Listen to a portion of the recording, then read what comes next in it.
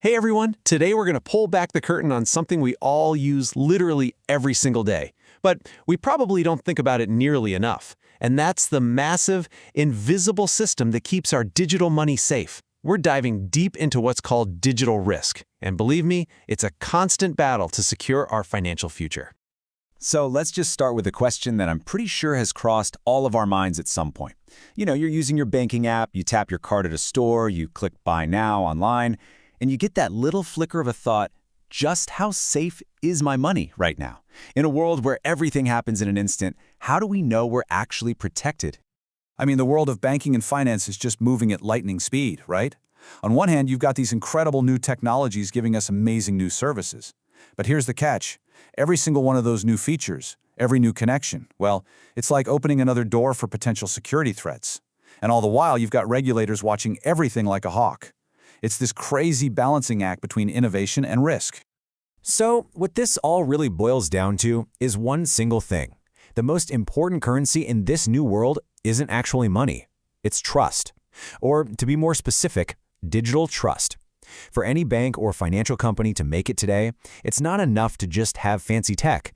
They need rock-solid rules, what we call governance, to manage all these new risks and, most importantly, to earn our confidence, day in and day out. Okay, but to really get a handle on the challenges of today, we've got to take a step back and see how we even got to this point. Because the way we think about digital risk, well, it hasn't always been this complicated. It has changed, and I mean dramatically, over the years. And this timeline really tells the whole story. I mean, look at this. Back in the 70s, security was, pretty straightforward. It was all about keeping files secret and making sure people could access them. Simple. Then the 90s roll around and we start thinking in layers. You got to protect the network, then the apps on top, then the data inside. But fast forward to now, whoa, the game is completely different. We're not just worried about protecting one company's computers anymore. We're talking about managing risk across these huge, tangled ecosystems with third-party partners, AI, supply chains. The scale is just mind-boggling. So, all of that evolution, that growing complexity, it brings us to the modern solution. The one big idea that really holds our entire digital economy together. It's the answer to all that chaos we just saw. And it all comes down to this concept of digital trust. So what is it exactly? Well, this definition, which is used by big deal organizations like isaca, is a great starting point. The key thing to get here is that it's not just about the tech. It's about our confidence in the whole shebang, the people behind the scenes, the rules they follow, and the technology they use. It's the belief that they'll give us an experience that's secure, sure, but also ethical and reliable. And this quote, this really hits the nail on the head. It gets to the human side of all this. It's not just some technical jargon, right? It's about faith. It's our unwavering belief that when we hand over our information, it's going to be handled the right way, with integrity and security. At the end of the day, it's basically a promise from them to us. So how do you actually build that trust? Well, it's not magic, it's a lot of hard work. You can kind of break it down into these key pillars. First, you've got the basics, the absolute must-haves, strong rules, solid cybersecurity, and just making sure the systems actually stay online. Then there's the stuff that protects us directly, keeping our info and privacy safe and fighting off scammers. And finally, you have to look ahead, dealing with risks that come from partners and figuring out how to use new things like AI without breaking everything. And to make sure all this stuff actually gets done, you can't just hope for the best. Big institutions use frameworks to keep everyone organized. A really common one is called the 3 lines model. Think of it like this.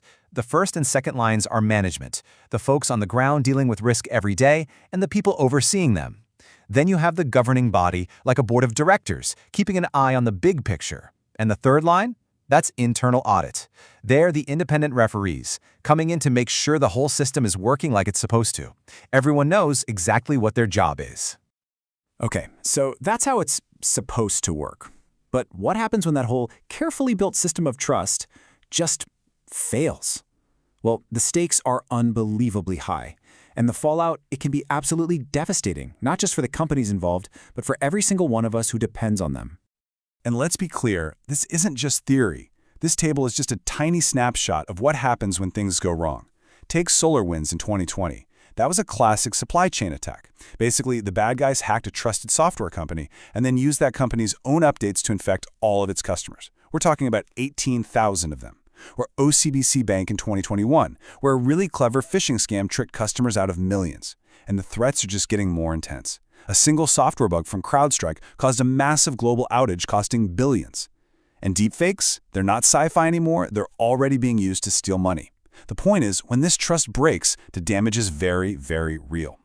So, the key takeaway from all of this is pretty simple. Digital trust is not an accident. The fact that we can bank and shop and live our lives online safely, that is not something we should ever take for granted. It's the result of a non-stop 24/7 battle. It's something that has to be earned and defended every single day against threats that are always changing and getting smarter. And that brings us to the big, lingering question. We've gone from just locking down files to wrestling with these huge, complex risks from AI and global partners. So as our entire world goes digital, you have to wonder, what's the next threat? What's that big risk that's lurking just around the corner that nobody's even thought of yet?